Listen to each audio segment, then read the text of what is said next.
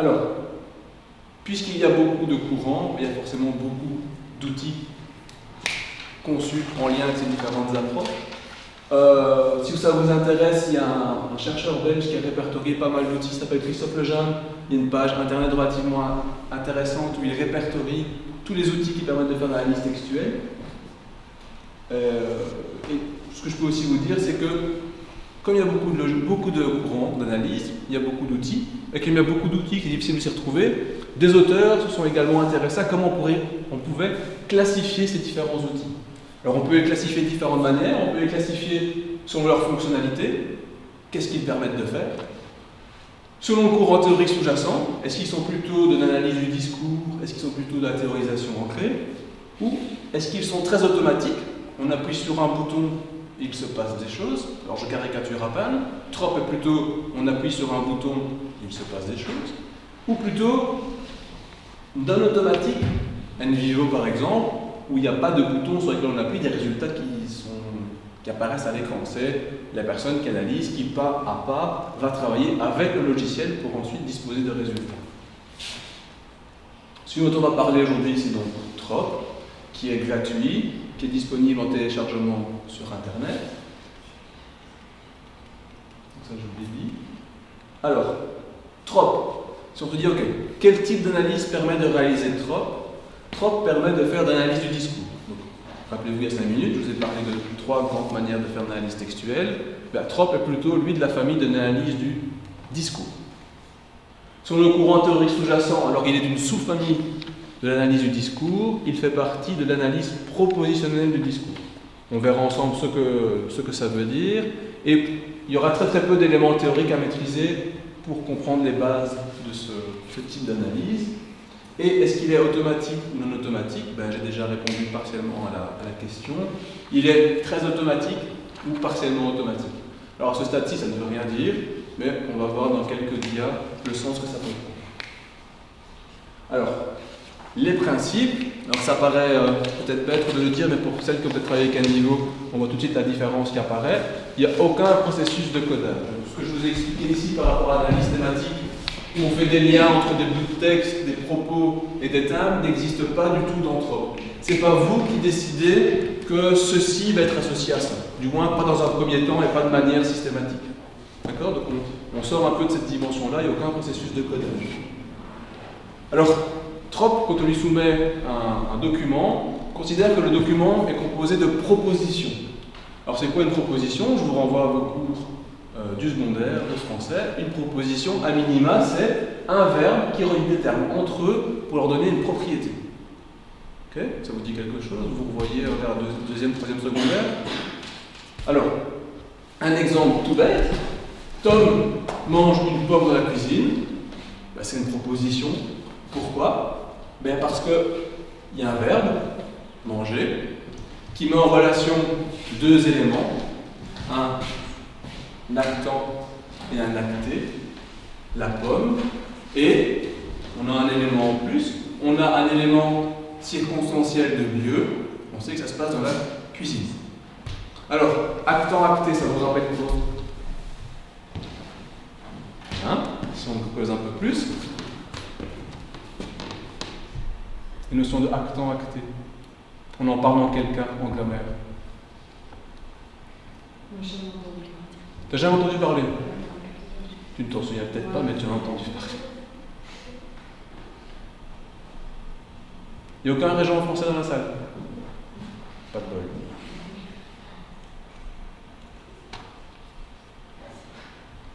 Ah? Non, je n'ai jamais été régent français. Alors, l'actant, c'est quoi? C'est celui qui fait l'action. Et l'acté, c'est celui qui l'a subi. On en parle dans la voix active ou la voix passive. Ça vous revient? Quelle serait la forme passive de la phrase Tom mange une pomme dans la cuisine? Voilà. Donc vous voyez, on peut inverser la phrase, la faire passer à la voix passive, et donc on voit que l'actant et l'acté, ça a du sens en termes de voix active et voix passive. Il faut savoir que généralement, quand on s'exprime, même à l'écrit, on est très souvent dans la voix active. Et que donc, ça a quoi comme implication? Ça aura du sens par ailleurs d'un résultat fourni par trop, on s'exprime souvent à la voix active. Donc très souvent, l'actant apparaît avant l'acté, quand on énonce quelque chose. Donc, quand on écrit de gauche à droite, généralement les éléments qui vont apparaître à gauche dans les graphiques seront les actants, tandis que les termes qui vont apparaître plutôt à droite seront les actés. Ceux qui font l'action à gauche, ceux qui la subissent à droite. Alors oui, mais ça sert à quoi de savoir ça? Par exemple, dans le cadre d'une recherche, je me suis intéressé à cette question-là, en me disant, quand un enseignant parle, est-ce qu'il parle de l'action des élèves, de ce qu'ils font eux, est-ce qu'ils sont au centre de leur apprentissage, ou est-ce qu'il parle de ce que lui fait, en l'occurrence de ce qu'il fait faire à ses élèves? Dit autrement, ramené à la logique propre, est-ce que la référence enseignant apparaît plutôt en début de phrase à gauche, c'est l'enseignant qui fait, et donc il parle de lui, ou est-ce que c'est plutôt les élèves, les apprenants, les étudiants qui apparaissent à gauche, et donc il est en train de me parler de ce que les élèves font? Donc voilà comment une bête notion grammaticale, transposée à trop, peut permettre d'avoir des résultats intéressants sur qui fait l'action. Quelqu'un peut me répéter ça?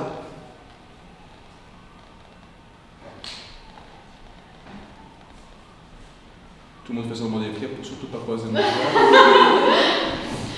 Émilie. Il y a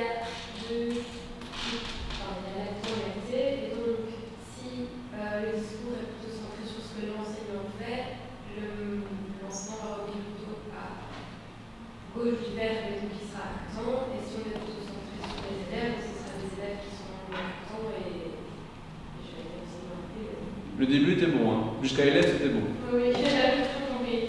Non, et donc si les élèves sont à droite du verbe, ils vont être plutôt actés, donc ça va être l'action de l'enseignant sur les élèves. Et si les élèves sont à gauche du verbe, ça va être eux les actants, et donc on va être centré sur les actions de l'élève, pas sur les actions de l'enseignant. Tout le monde est d'accord avec ça? Oui, en tout cas moi je suis d'accord. Alors, c'est très bien ce qu'Emeline a pu dire.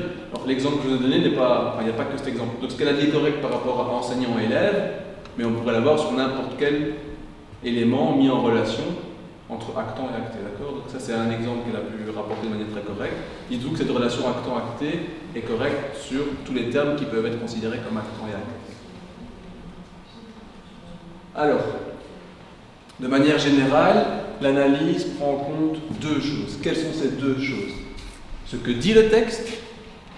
Alors, ce que dit le texte, c'est quels substantifs et quels adjectifs sont utilisés pour exprimer une idée, un message.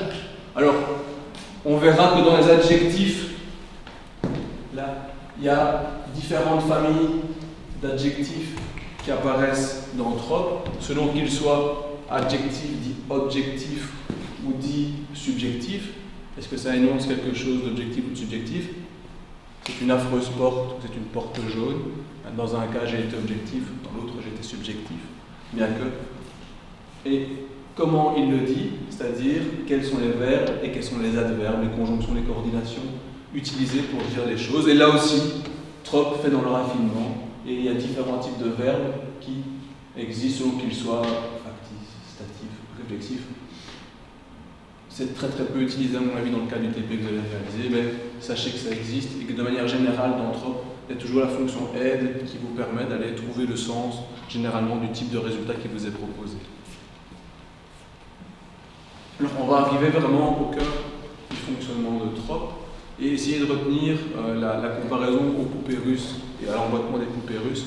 Trop va fonctionner par différents niveaux de généralité qui s'emboîtent comme des poupées russes. Alors ça veut encore rien dire pour l'instant, mais dans 5 minutes, ça va prendre du sens. Et l'exemple est souvent très parlant. Je vais vous donner plusieurs exemples ici. Au plus on va se diriger par là, au plus le niveau de généralisation va être élevé. Donc au plus je me situerai à ce niveau-ci, au plus j'aurai des résultats distants du texte et d'un niveau de généralisation élevé. Au plus je m'intéresserai à des résultats proposés ici, au plus je serai proche de ce que le texte propose. Alors concrètement, si dans un texte que je soumets à trop, je trouve le mot réalisateur, que va faire trop? Il va l'associer à la dimension cinéma. Il va, à un niveau supérieur également, l'intégrer à la dimension cinéma.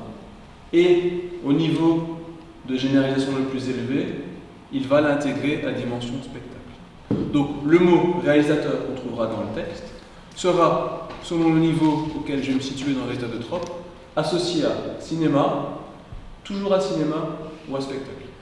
Deuxième exemple, si dans le même texte, dans le texte, ça, on s'en moque pour l'instant, je soumets à Trope un texte où se retrouve le mot équilibriste et funambule, comment Trope va les traiter? Premièrement, il va les relier à la famille d'acrobates. Effectivement, on peut s'entendre sur le fait que équilibriste et funambule sont des acrobates. Qu'il va ensuite intégrer à l'univers de référence cirque, qu'il va, au niveau le plus général, regrouper à spectacle, ce qui par ailleurs est le même que le précédent. D'accord? Donc, si j'avais les mots réalisateurs, équilibristes et que je m'intéresse à un niveau de généralité très élevé, qui sont dans la même famille, c'est effectivement la grande famille du spectacle, mais on voit que dès que je me rapproche un peu du texte, eh bien, ils appartiennent à des familles différentes. Et si je prends des mots un peu plus proches de ce qu'on va rencontrer dans le cadre de ce travail-ci, instituteur ou professeur, ils vont être fusionnés pour être considérés comme le mot enseignant, qui va être intégré à la famille de école et enseignement, lui-même intégré à la famille de enseignement et éducation. Est-ce que vous comprenez bien cette logique-ci? Parce qu'elle est vraiment au cœur du logiciel. Et je préfère non pas qu'on perde, mais qu'on prenne du temps maintenant pour bien en discuter, plutôt que de vous faire avancer avec cette pierre d'achoppement. C'est clair? Vous ne vous posez pas de questions par rapport à ça?